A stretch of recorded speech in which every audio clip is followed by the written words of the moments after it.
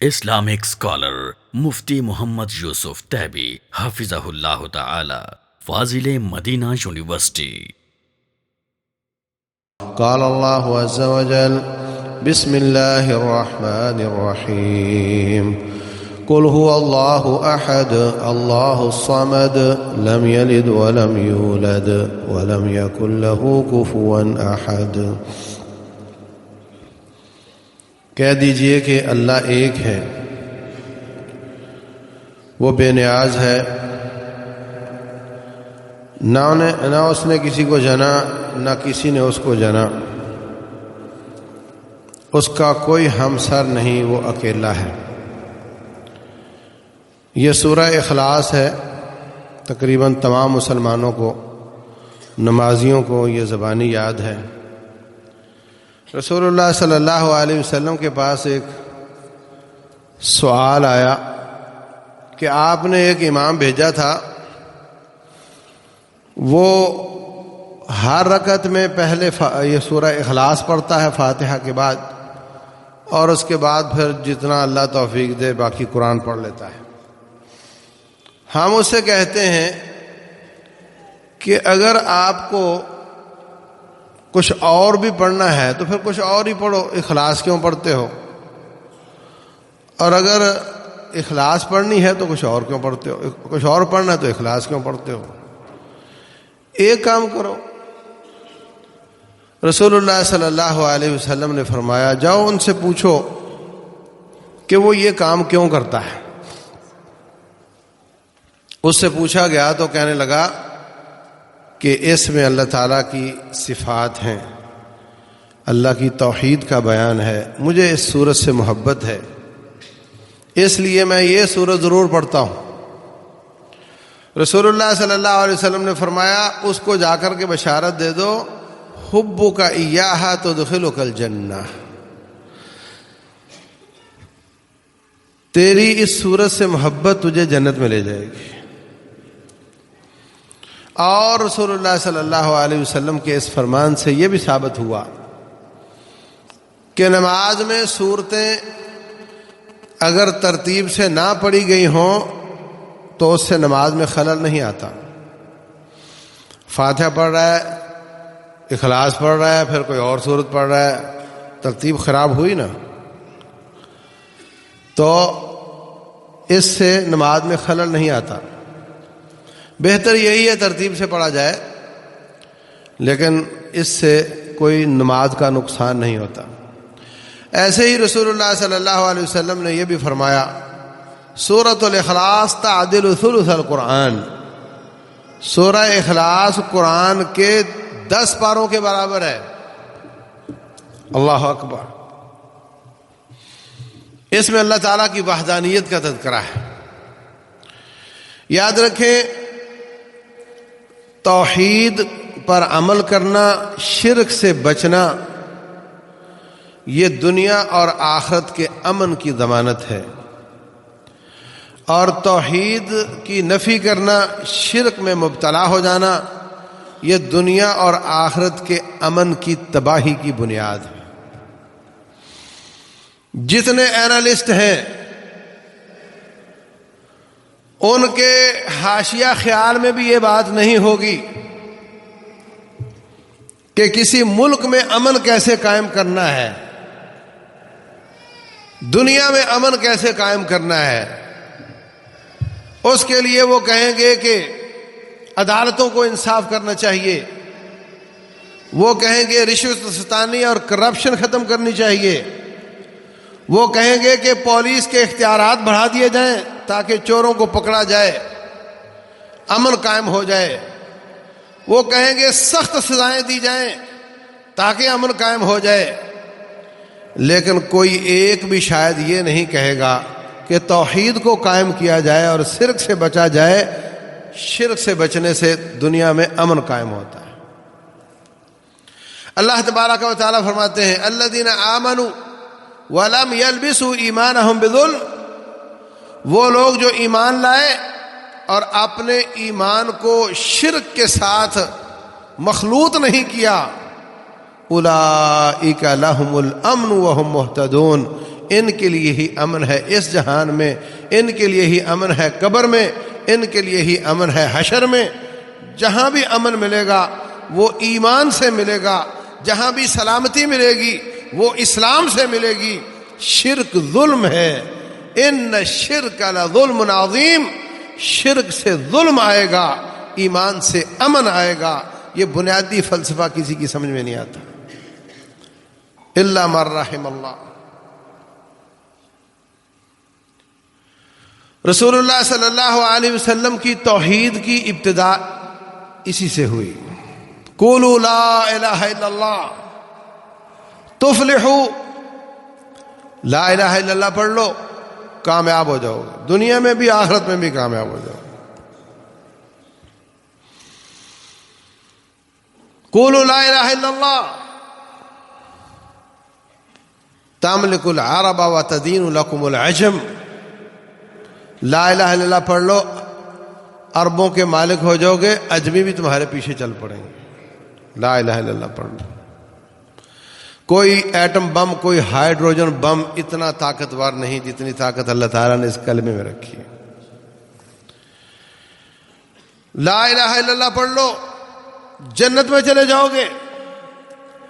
انہ من یشرک باللہ فقد حرم اللہ علیہ الجنہ ومأواہ النار، جس نے اس کلمے کی نفی کی وہ جہنم میں جائے گا، اللہ نے اس پر جنت کو حرام کر دیا ہے۔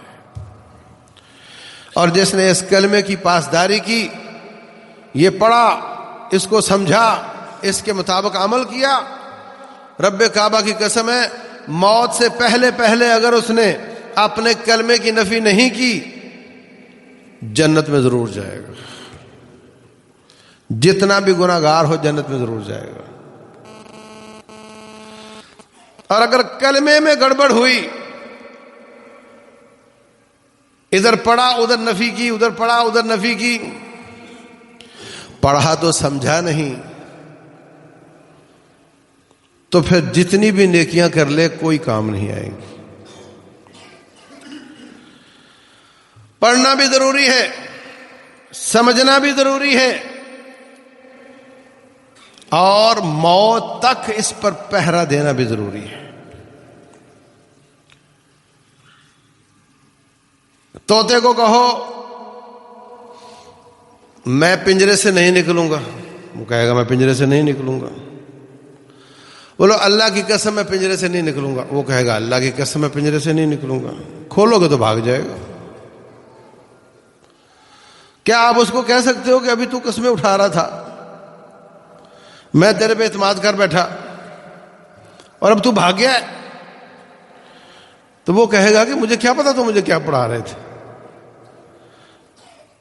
مجھے تو کچھ سمجھ نہیں آیا۔ تو بعض لوگ یہ کلمہ پڑھتے ہیں طوطے کی طرح، اس کو کچھ پتا نہیں کہ اس کے کیا تقاضے ہیں، اس کا کیا مطلب ہے، اس نے بس پڑھ لیا۔ ادھر سے لا الہ الا اللہ پڑھتا ہے، نماز میں ایاک نعبد و ایاک نستعین، تیری ہی عبادت کرتے ہیں، تجھ سے ہی مدد مانگتے ہیں، اور سلام پھیرنے کے بعد کہتا ہے اے علی آپ بھی مدد کر جاؤ، عبد القادر جیلانی رحمہ اللہ آپ بھی مدد کر جاؤ، اور حسن حسین رضی اللہ عنہما آپ بھی مدد کر جاؤ۔ اللہ کے سوا ان سب کو پکارنا شروع کر دیتا ہے، اور جب پھر اذان ہوتی پھر کلمہ پڑھ لیتا ہے، نماز ہوتی ہے تو پھر ایاک نعبد پڑھ لیتا ہے، سلام پھیرتا ہے تو پھر یہ شروع کر دیتا ہے۔ ایک بچہ اپنا پرچہ بہت اچھا لکھتا ہے، بڑے اچھے جواب دیتا ہے، اور جب پکڑانے کا وقت آتا ہے، پیپر واپس کرنے کا وقت آتا ہے تو سب پر کراس لگا دیتا ہے، کتنے نمبر ملیں گے؟ ایسے ہی کوئی شخص توحید پر عمل کرتا ہے، توحید کو اپناتا ہے، اور موت سے پہلے کلمہ کفر کہہ دے یا اسلام کو چھوڑ دے، یا کوئی ایسا قول یا کوئی ایسا فعل کر لے جو لا الہ الا اللہ کی نفی کرتا ہو، اس کو بھی کوئی نمبر نہیں ملے گا۔ وَاعْبُدْ رَبَّكَ حَتَّى يَأْتِيَكَ الْيَقِينُ، موت تک رب کی عبادت کرنا اور شرک سے بچنا یہ ضروری ہے، اس پر پہرا دینا ضروری۔ تو یاد رکھیں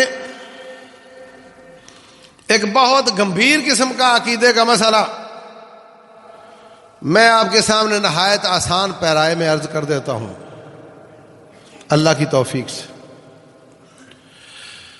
اللہ تبارک و تعالیٰ فرماتے ہیں ان اللہ لا یغفر ان یشرک بہ ویغفر ما دون ذلک لمن یشاء، اللہ اس بات کو کبھی معاف نہیں کرے گا کہ اس کے ساتھ شرک کیا جائے، اس سے کم درجے کے گناہ جس کو چاہے گا اللہ تعالیٰ معاف کر دے گا۔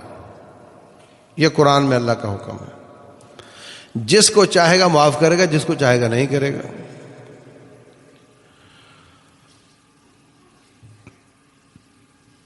جس کو چاہے گا معاف کرے گا، اس کی مثال حدیث قدسی میں ہے۔ رسول اللہ صلی اللہ علیہ وسلم فرماتے ہیں، ساتھ ساتھ درود پڑھا کرو، فرمایا قیامت والے دن کے بارے میں اللہ فرماتے ہیں، حدیث قدسی ہے، اے میرے بندے انک لو اتیتنی بقراب الارض خطایا، اگر تو میرے پاس آئے اور تیرے ایک کے گناہوں سے ساری زمین بھر چکی ہو، افریقہ، امریکہ، آسٹریلیا، خشکی تری سب بھر جائیں تیرے ایک کے گناہوں سے، لا تشرک بی شیئا، اس میں یہ شرک والا گناہ نہ ہو، لاتیتک بقرابها مغفرہ، اتنی ہی بخشش دے کر تجھے معاف کر کے جنتوں کا وارث بنا دوں۔ یہ گناہ نہیں ہونا چاہیے، یہ مجھے قبول نہیں ہے، باقی بھی قبول نہیں ہے، مگر یہ میں معاف نہیں کرتا، کسی کو معاف نہیں کرتا۔ دوسری طرف رسول اللہ صلی اللہ علیہ وسلم فرماتے ہیں، صحیح بخاری کی حدیث ہے، کتاب الرقاق میں، کہ جیسے جیسے لوگوں کی سزائیں پوری ہوتی جائیں گی، جہنمیوں کو جہنم سے نکال لیا جائے گا۔ یخرج من النار من کان فی قلبہ مثقال ذرۃ من ایمان، یہ بھی صحیح حدیث ہے کہ جس کے دل میں ذرہ برابر ایمان ہوگا آخر کار جہنم سے نکال لیا جائے گا، اس کا مطلب گیا تو نکالا نا۔ اور جو کتاب الرقاق والی حدیث ہے، حتیٰ کہ ایک آدمی جو ساری کائنات میں سب سے بڑا گناہ گار ہوگا مگر شرک نہیں کرتا تھا، اس کو سب سے آخر میں نکالا جائے گا، سب سے آخر میں نکالا جائے گا، اس کا جسم میلوں میں ہوگا۔ رسول اللہ صلی اللہ علیہ وسلم فرماتے ہیں جب جہنمی جہنم میں چلے جائیں گے، جہنم پھر بھی شکایت کرے گی، 1000 سے 999 کی ریشو کے ساتھ جہنم میں جائیں گے، والعیاذ باللہ، صحیح مسلم میں ہے۔ اور پھر بھی جہنم شکایت کرے گی، اکل بعضی بعضا، یا اللہ آگ کو کھا رہی ہے، مجھے تو کھانے کے لیے کوئی چیز نہیں مل رہی۔ یوم نقول لجہنم هل امتلأت وتقول هل من مزید، ہم کہیں گے جہنم تو بھر گئی ہے، وہ پوچھے گی، وہ کہے گی اور گنجائش موجود ہے۔ پھر اللہ تعالیٰ انہی جہنمیوں کے جسم بڑے کر دے گا، حتیٰ کہ بعض کے جسم اتنا بڑا ہوگا کہ اس کی داڑھ احد پہاڑ جتنی بڑی ہوگی۔ داڑھ احد پہاڑ جتنی بڑی ہے تو دانت ٹوٹل کتنے بڑے ہوں گے، اور چہرہ کتنا بڑا ہوگا، اور اس کی ریشو سے جسم کتنا بڑا ہوگا۔ کئی میلوں میں، سینکڑوں میلوں میں ایک آدمی کا جسم ہے، اور یہ سب سے بڑا پاپی ہے، توحید والوں میں سب سے بڑا گناہ گار ہے۔ اس کو نکال لیا جائے گا، نکال کر اس کے جسم پر اللہ تبارک و تعالیٰ پانی ڈالے گا، جس سے اس کے جسم سے یہ خود اگے گا، اور پھر اللہ تعالیٰ اس کو جہنم کی طرف چہرہ کر کے کھڑا کر دے گا، کہے گا یا اللہ ایک درخواست ہے۔ اللہ فرمائے گا ایک درخواست ہے، میں تیری ایک مان لوں پھر تو کوئی اور لے کر آ جائے گا۔ کہتا نہیں یا اللہ اور کوئی نہیں، آخری، تیری عزت کی قسم ہے، میرا چہرہ مجھے اپنا چہرہ گھمانے کی اجازت دے دے،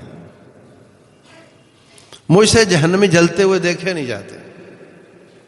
منظر بڑا اندوہناک ہے، بہت خطرناک ہے، مجھے دیکھنا مشکل ہو رہا ہے، میری آخری خواہش یہ ہے کہ میرا چہرہ مجھے گھمانے کی اجازت دے دے۔ سبحان اللہ، اللہ تعالیٰ اجازت دے دے گا، پھر کچھ دیر کے بعد پھر کہے گا یا اللہ ایک درخواست اور ہے۔ اللہ فرمائے گا تو نے وعدہ کیا تھا میں اور کچھ نہیں مانگوں گا۔ کہتا جی ہاں کیا تھا، لیکن میری ایک اور درخواست ہے، یہ سامنے جنت نظر آ رہی ہے، اس میں داخل کر دے۔ اللہ تبارک و تعالیٰ نے جس کو جہنم سے نکال لیا اس کو جنت میں تو ڈالنا ہی ہے، اللہ تعالیٰ ڈال دے گا۔ اب اللہ تعالیٰ خود پوچھے گا تجھے کیا چاہیے، چپ بولتا نہیں۔ اللہ فرمائے گا اچھا یہ بتا کہ ساری زمین پر جو کچھ تھا، ڈیفنس، کلفٹن، بحریہ، ہاں، آسٹریلیا، امریکہ، افریقہ، خشکی اور تری، سونے کے پہاڑ، پیٹرولیم کے ذخائر، انسانوں کی قیمتیں، جو کچھ دنیا میں تھا اتنی بڑی بادشاہی دے دوں۔ اور دنیا کی تو زمین سستی ہے، جنت کی زمین تو بہت مہنگی ہے۔ کہے گا اتمازحنی وانت رب العالمین، اے اللہ تو کائنات کا رب ہو کر میں ناچیز کے ساتھ مذاق کرتا ہے۔ رب ذوالجلال مسکرا دیں گے، رسول اللہ صلی اللہ علیہ وسلم بھی یہ حدیث بیان کرتے ہوئے مسکرا دیے۔ اللہ اکبر۔ اللہ فرمائے گا جا پوری کائنات میں جو کچھ تھا اس کا 10 گنا تجھے اکیلے کو دیتا۔ تو یہ جہنم سے نکلا ہے، اس کا مطلب گیا تھا۔ آیت کیا کہتی ہے؟ شرک کو معاف نہیں کروں گا، اس سے چھوٹے گناہ جس کو چاہوں گا معاف کروں گا۔ پچھلی حدیث میں کہ اگر تیرے گناہ زمین کے برابر ہوں تو معاف کر کے جنت دے دوں گا، اس کو معاف کر دیا۔ اور اس حدیث میں معاف نہیں کیا، سزا دی اور نکال کر جنت دے دی۔ یہ معنی ہے رسول اللہ صلی اللہ علیہ وسلم کے اس فرمان کا، من قال لا الہ الا اللہ صادقا من قلبہ دخل الجنہ، جس نے سچے دل سے کلمہ پڑھا اس نے جنت میں ضرور جانا ہے۔ اعلی ما کان من العمل، عمل کیسے بھی ہو اس نے جنت میں ضرور جانا ہے۔ ابو ہریرہ رضی اللہ تعالیٰ عنہ کو رسول اللہ صلی اللہ علیہ وسلم نے اپنی جوتی نشان کے طور پر دی اور کہا لوگوں کو بتاؤ جس نے لا الہ الا اللہ سچے دل سے پڑھ لیا جنت میں ضرور جائے گا۔ اللہ اکبر۔ ابو ذر غفاری رضی اللہ عنہ کو آپ نے اپنی سواری میں اپنے پیچھے بٹھایا اور فرمایا ابو ذر جس نے سچے دل سے کلمہ پڑھ لیا جنت میں ضرور جائے گا۔ کہنے لگا وَإِن زَنَا وَإِن سَرَقَ، چور بدکار ہو، فرمایا پھر بھی جائے گا۔ کہتا ہے میں بول رہا ہوں چور بدکار ہو، فرمایا پھر بھی جائے گا۔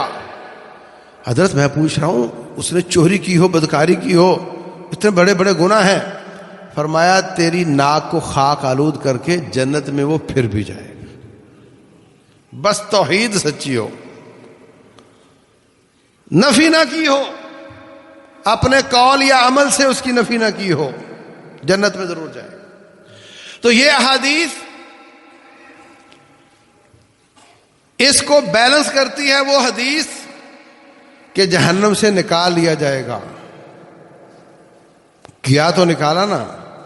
تو یہ جو حدیث ہے کہ لا الہ الا اللہ پڑھ لیا تو جنت میں ضرور جائے گا، اس کو یوں سمجھو کہ کوئی یہ کہے کہ جو اس ٹرین میں بیٹھے گا وہ کراچی ضرور جائے گا، تو کیا مطلب رکے گی نہیں راستے میں؟ رکے گی مگر آخر کار ضرور جائے گا۔ تو جس نے کلمہ لا الہ الا اللہ پڑھ لیا اس کا سٹاپ جہنم میں ہو سکتا ہے، علیہ باللہ، معاف بھی ہو سکتا ہے، اسٹاپ بھی ہو سکتا ہے، مگر آخر کار وہ جنت میں ضرور جائے گا۔ چور بدکار ہے، چاہے اللہ تعالیٰ اپنی رحمت سے اس کی توبہ کے مطابق معاف کر کے جنت دے دے، اور چاہے اس کو سزا دے کر جنت دے دے، توحید والا ہے تو جنت میں ضرور جائے. تو پھر صحابہ کرام اپنے آپ کو پیش کیوں کرتے تھے؟ مجھے پاک کر دیجئے، مجھ سے گناہ ہو گیا. وہ اس لیے پیش کرتے تھے کہ جان تو جانی ہی جانی ہے، آج نہیں تو کل جائے گی، تو اس کو میں یوٹیلائز کر کے اپنا گناہ کیوں نہ معاف کروا لوں. کئی لوگ مشورہ دیتے تھے کہ تو نے گناہ کر لیا، کسی کو معلوم نہیں، چپ چاپ نبی صلی اللہ علیہ وسلم سے استغفار کی درخواست کر لیا ہوتا اور چپ چاپ اللہ سے توبہ کرتا رہتا، اللہ معاف کر دیتا. تو اس طرح اپنا بھانڈا پھوڑ کے چوراہے میں اور اب جانوروں کی طرح پتھر لگ رہے چاروں طرف سے اور اپنی جان دے رہے ہو، اس سے اچھا نہیں تھا کہ تو چپ چاپ رہتا اور اللہ سے توبہ کرتا رہتا اور اللہ تعالیٰ معاف کر دیتا. حضرت ماعز بن مالک رضی اللہ عنہ کو جب رجم کر کے لوگ نکلے تو اس طرح کی بات لوگوں نے کی. رسول اللہ صلی اللہ علیہ وسلم فرماتے ہیں سواریوں پہ گئے تھے شہر سے باہر، اس کو رجم کر کے واپس آ رہے ہیں، راستے میں گدھا مرا ہوا پڑا ہے. آپ نے فرمایا فلاں فلاں کو بلاؤ، بلایا، فرمایا اترو اور اس گدھے کا گوشت کھاؤ. کہنے کہ حضرت یہ تو ویسے بھی حرام ہے اور ہے بھی مردار. فرمایا جو تم میرے ماعز کے بارے میں باتیں کر رہے تھے کہ چپ چاپ رہتا اور کسی کو نہ بتاتا اور جانوروں کی طرح پتھر کھا کھا کر نہ مرتا، تم اس کی چگلیاں کھا رہے تھے، تم اس کا گوشت کھا رہے تھے. تم کیا سمجھے؟ اس نے اپنی قربانی پیش کی ہے اپنی توبہ کے لیے، اور تم اس کے بارے میں باتیں کرتے ہو.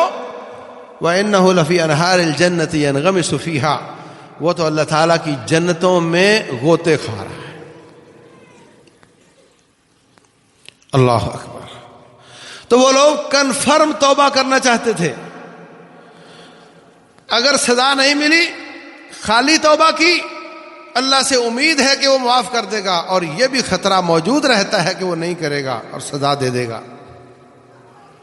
وہ چاہتے تھے کہ ہم سزا کے قابل یا ہم سزا برداشت کرنے کے قابل نہیں ہیں، اس لیے ہم تو ایک ہی جان ہے، ویسے بھی جانی ہے، تو اس مقصد کے لیے دے کر اپنے آپ کو پاک کر کے دنیا سے کنفرم توبہ لے کر جانا چاہتے.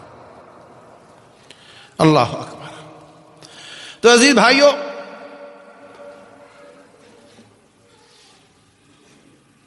رسول اللہ صلی اللہ علیہ وسلم فرماتے ہیں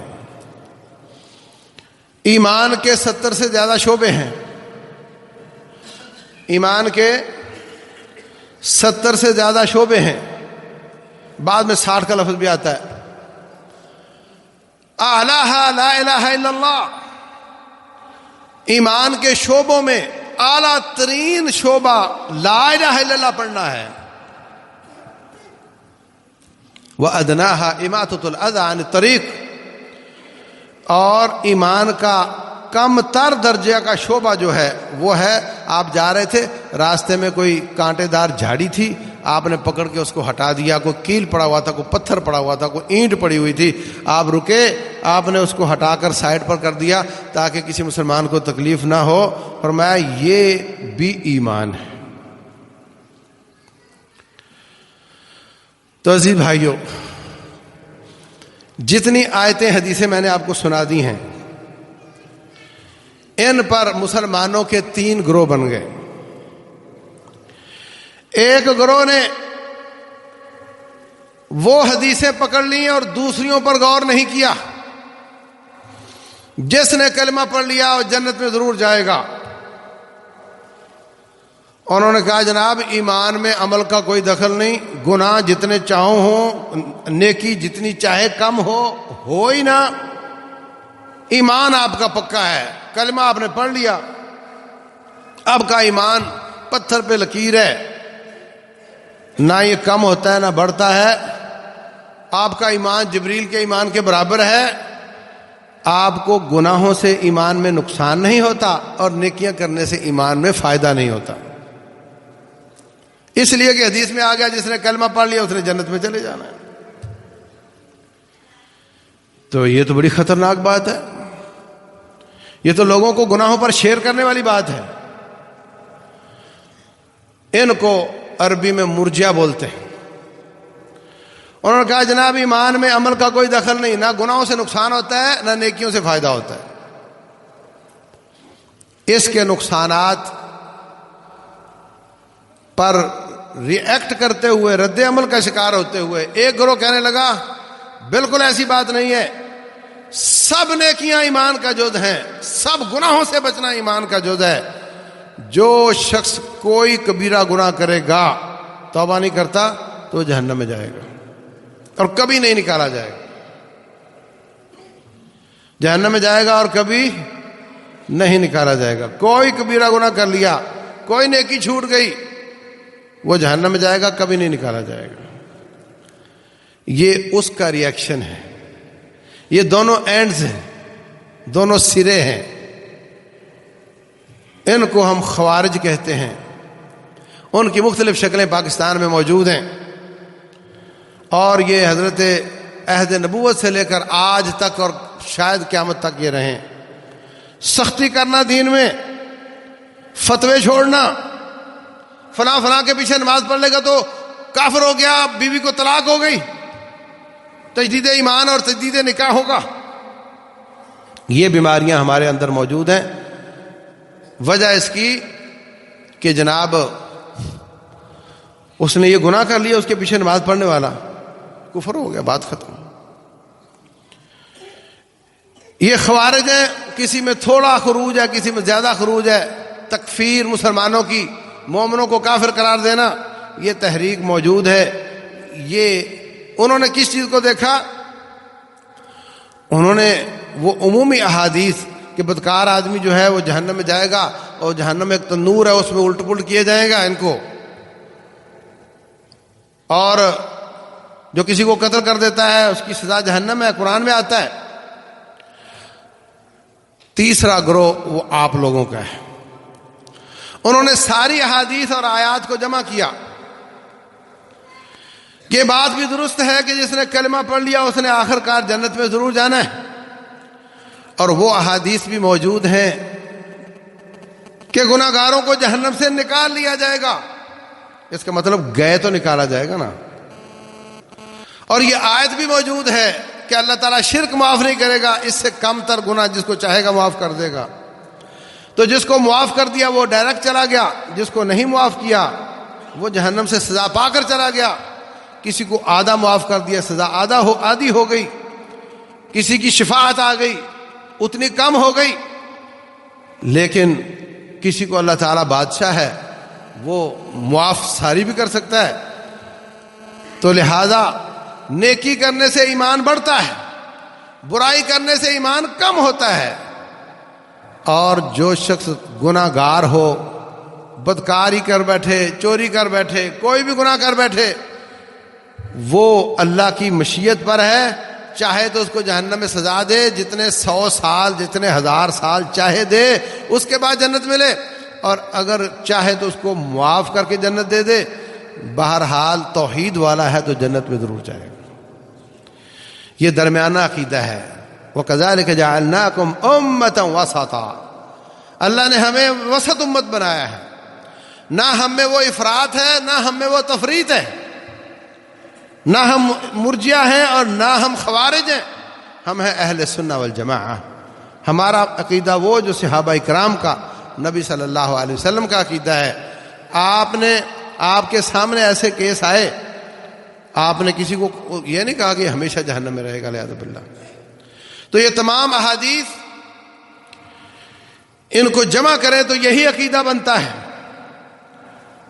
کہ ایمان میں اعمال کا دخل ہے، زبان سے اقرار کرنا، دل سے یقین رکھنا، اور اپنے اعمال سے نیکیاں کرنا، برائیوں سے بچنے کی کوشش کرنا، یہ ایمان ہے۔